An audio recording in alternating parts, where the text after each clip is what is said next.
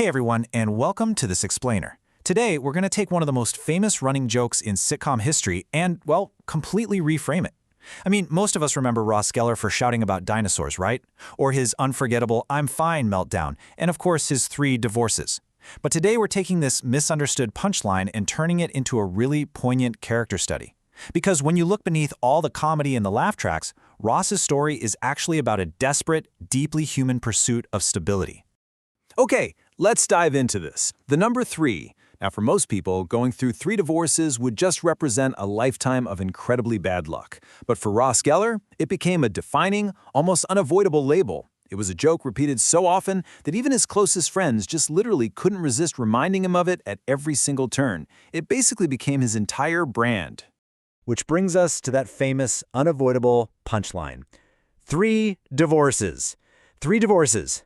You know, it always gets a massive laugh from the audience, but it raises the central question of our explainer today. Was Ross simply, incredibly unlucky in love? Or did these 3 failed marriages reveal something much deeper and much more complex about who he really was? Let's break this down, marriage by marriage. Honestly, by the end of this, you might see him very differently. So, to really understand Ross, we have to start at the very beginning. Divorce 1. The Shattered Dream. You see, Ross didn't want wild adventures or casual relationships. He desperately wanted that traditional picture, a loving spouse, kids, and a stable, predictable family life. But, ironically, this intense desire laid the groundwork for his future failures, starting with Carol Willick. This was the totally unexpected end to that traditional dream. Before the main story of the show even kicks off, Ross had been married to Carol for a few years. They even had a baby on the way. But then, Carol revealed something that completely upended his life. She had fallen in love with another woman named Susan.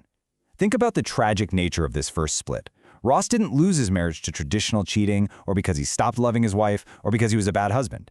He lost it because Carol realized she was a lesbian and had to live true to herself. And in doing so, it completely and instantly shattered Ross's carefully envisioned future. So the crucial point is how this trauma actually manifested.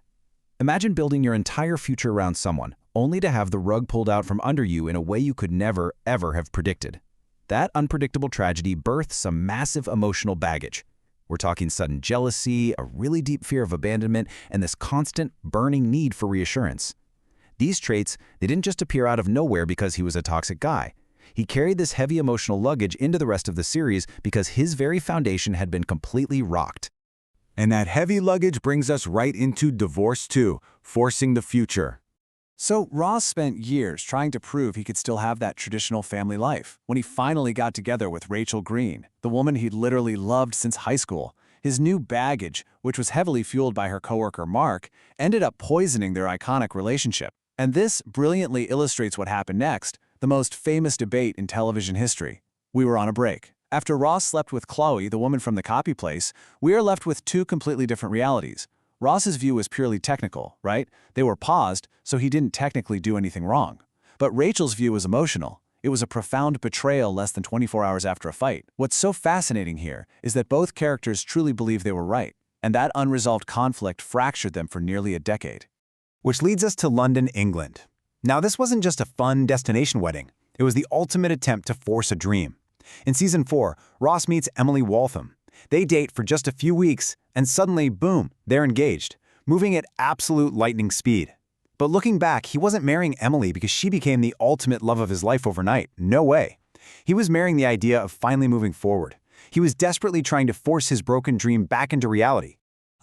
Ross, take the Rachel. Just one word. Standing at the altar in London, looking directly into Emily's eyes, and that one word slips out.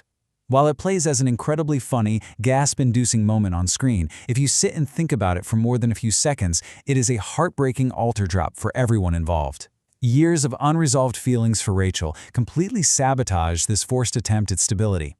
Emily eventually asked him to stop seeing Rachel, but when she caught him preparing to go on their honeymoon with Rachel instead, trust was shattered. The marriage was totally doomed. So, are you noticing a pattern yet? I want you to really think about this recurring behavior. Ross just keeps trying to build a future while remaining completely emotionally attached to his past.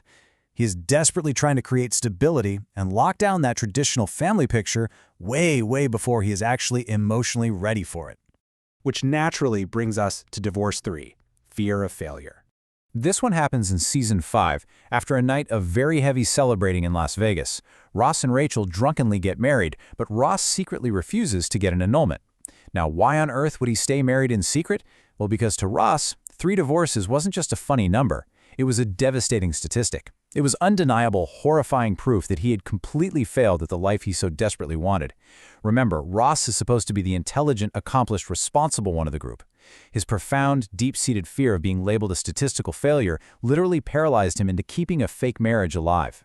Of course, Rachel eventually finds out the truth, forcing the official end to marriage number 3. But, sometimes, when life doesn't go to plan, laughter is all that's left. When the running joke officially cements itself, Ross is left shouting, 3 divorces, 3 divorces. He isn't laughing because he thinks it's funny, right? He's laughing defensively at his own messy, chaotic reality. Because at that point, that's his only defense mechanism left against the pain of his failed plans. All right, let's look at the final piece of the puzzle, the 4th chance. Let's move to and see how this builds. Because despite everything we've just covered, this story isn't actually about failure. If we zoom out and look at Ross's overarching growth, we see a really clear journey. We started with divorce 1, the shattered dream, then divorce 2, the forced future, then divorce 3, the fear of failure, but look at where it ends in the finale, choosing love. Over 10 seasons, Ross finally learns that life simply doesn't follow a perfect script. Families don't always look the way we expect them to. He has a son, Ben, with Carol, and he remains a key part of his life. He has a daughter, Emma, with Rachel, and in those final moments, when Rachel gets off the plane, Ross finally stops chasing that perfect picture of a traditional future. He simply chooses the person he loved all along. So I'll leave you with this final provocative question to ponder. Were his 3 divorces the result of bad luck, bad decisions, or proof that he never gave up on love? Honestly, the answer is probably a mix of all 3, and maybe that's exactly why audiences still connect with him decades later. We all carry old heartbreaks, and we're all just figuring things out as we go, hoping the next chapter turns out a little better than the last. I highly invite you to explore this further next time you watch the show. Thank you so much for joining me on this explainer, and remember, even after 3 divorces, Ross never stopped believing there would be a 4th chance at happiness.